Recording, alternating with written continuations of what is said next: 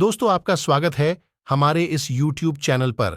अतः अगर आप भी इस चैनल से कुछ सीखना चाहते हैं तो सबसे पहले इस चैनल को लाइक और सब्सक्राइब जरूर करें और कमेंट बॉक्स में जय लक्ष्मी माता लिखे। आप लोगों को शाम के समय दीपक क्यों जलाना चाहिए और कितने बजे जलाना चाहिए, इस विषय पर चर्चा करेंगे। अतः वीडियो को ध्यान से सुने। वर्ष 2023 में 10 नवंबर को धनतेरस है और धनतेरस पर कुछ ना कुछ खरीदने का प्रावधान है।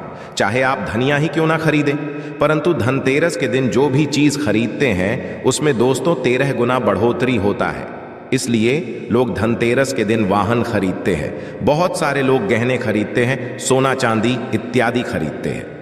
तो इस वीडियो में मैं आप लोगों को धनतेरस संबंधी संपूर्ण जानकारी बताया हूं।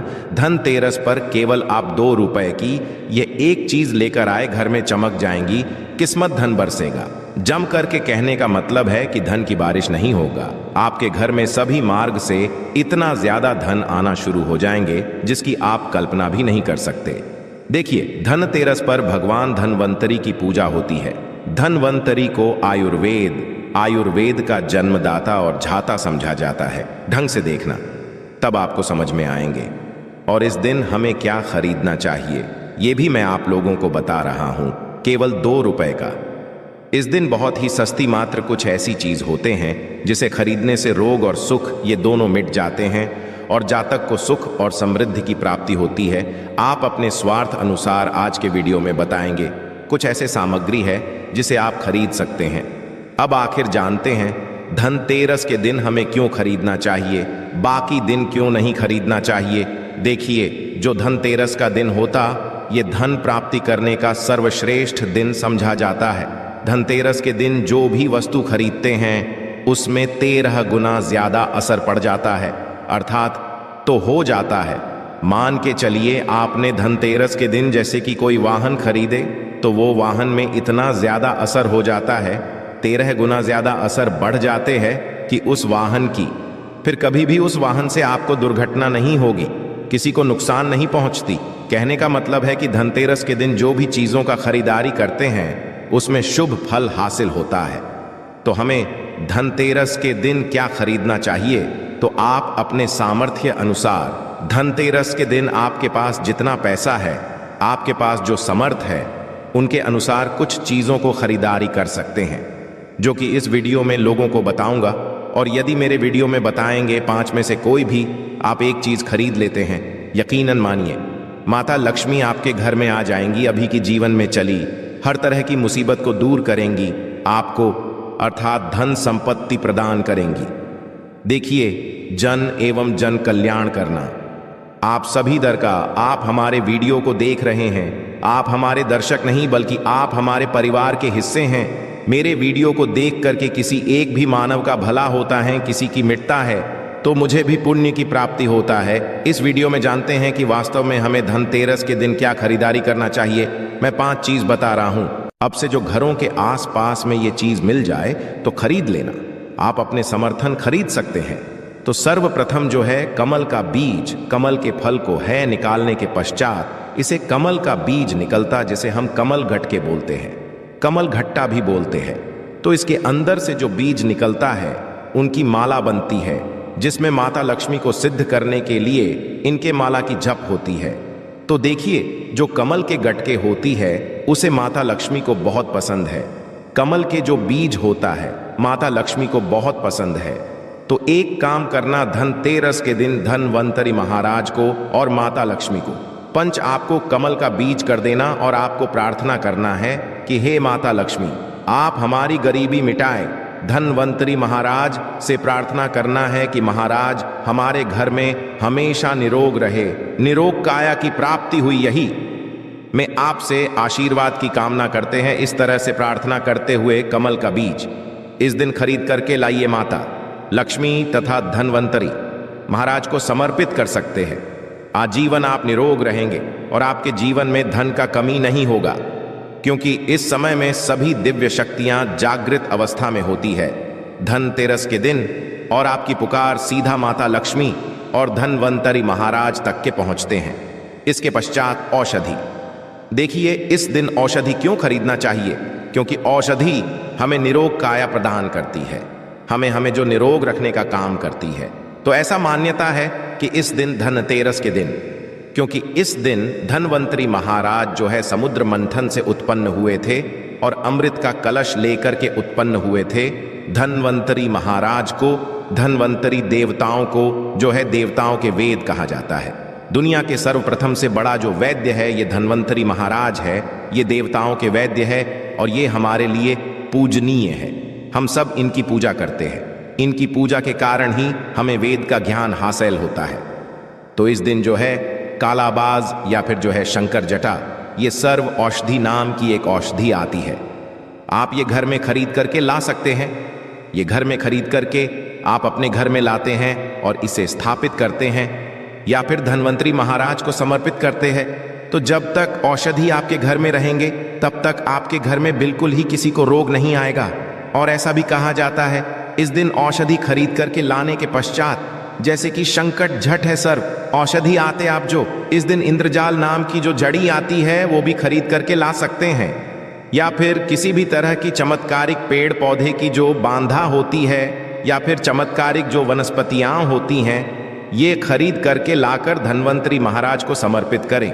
ऐसा कहा जाता है इस दिन समर्पित करने के पश्चात ये जो औषधियां होती हैं, जड़ी बूटियां होती हैं, जागृत अवस्था में हो जाती है। मान के चलिए किसी को लंबे समय से कोई बीमारियां ठीक नहीं हो रहे तो इस दिन समर्पित किया गया औषधि की यदि 2 से 3 बूंद, यदि जो लंबे समय से बीमार खाट में पड़े मानव है, चलने फिरने में समर्थवान नहीं, तो इसके नाक में यदि इसके 2 से 3 बूंद जो आप औषधि ला रहे हैं उसके 2 से 3 बूंद नस दिया जाए तो वो मानव भी ठीक हो करके कुछ दिनों के भीतर में चलने फिरने लायक हो जाते हैं।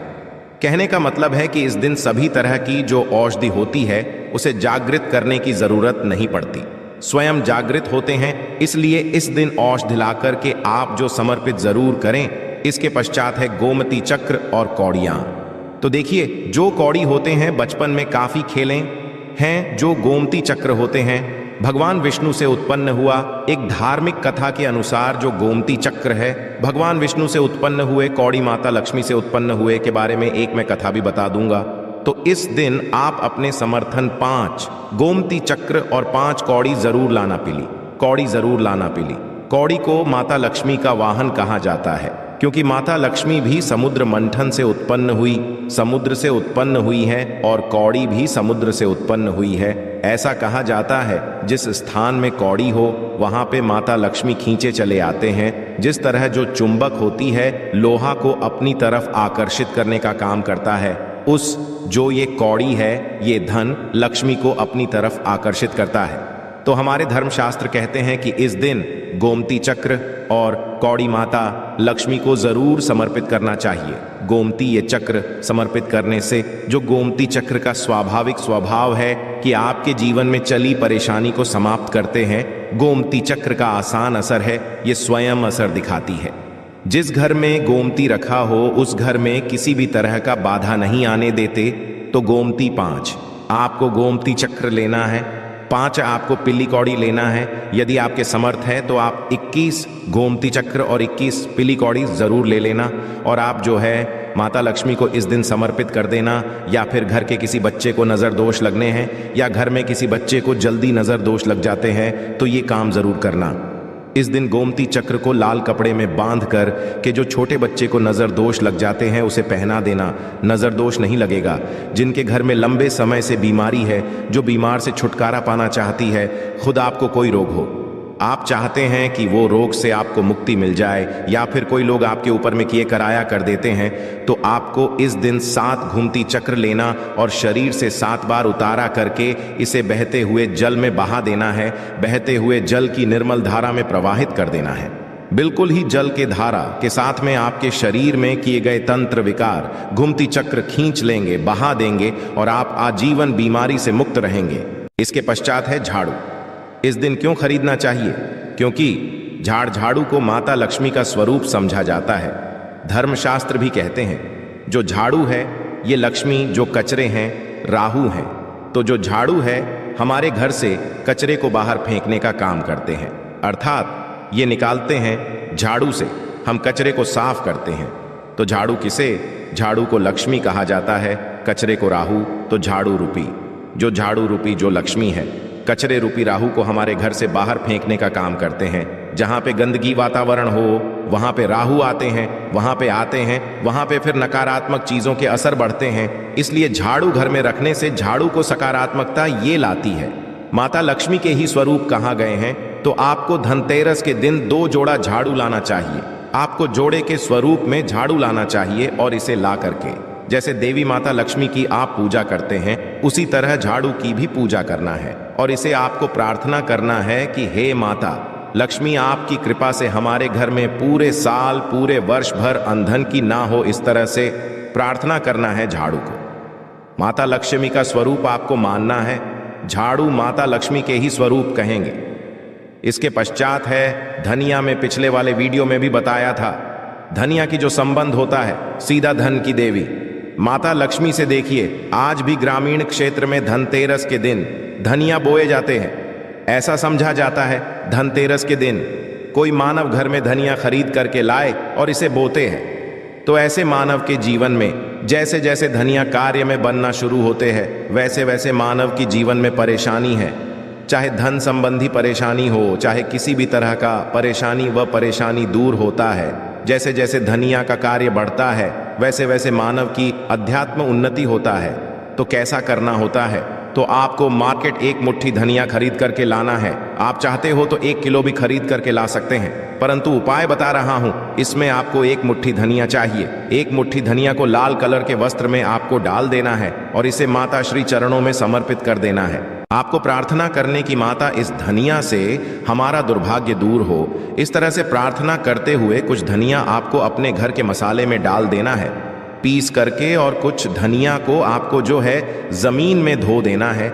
जैसे जैसे धनिया उगना शुरू होंगे वैसे वैसे प्रगति होना शुरू हो जाते हैं। फिर ये लगाए हुए धनिया को, जो कच्चे धनिया होता है, आपको इसे आप जो सब्जी के रूप में आप इसका उपाय कर सकते हैं। आप इसे खाना चटनी में भी बना आप इसे खा सकते हैं। जैसे जैसे आप इसे खाना शुरू करेंगे, जैसे जैसे आपके जीवन में अध्यात्म उन्नति होना शुरू हो जाते हैं। देखिए हम 5 उपाय बताए, सबसे आसान उपाय बताए है। जिस उपाय से आपका भला होगा, आपका कल्याण होगा, तो आप अपने अनुसार 5 में से कोई भी एक वस्तु अपने घर में जरूर खरीद करके लाइए, आपके अध्यात्म होगा।